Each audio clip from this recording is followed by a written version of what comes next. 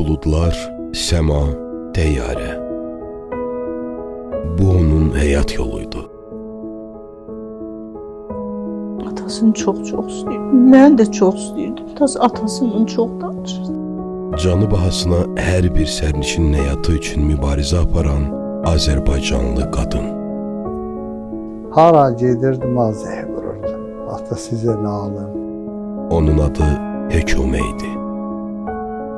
Sonuncu dəfə 24 dekabr 11-ə qalmış danışdıq. Kaş biraz çox danışardıq həmin gün. Qəhrəman təyyarə bələdçisinin ömür yolu Hər şey yaxşı olacaq filmində.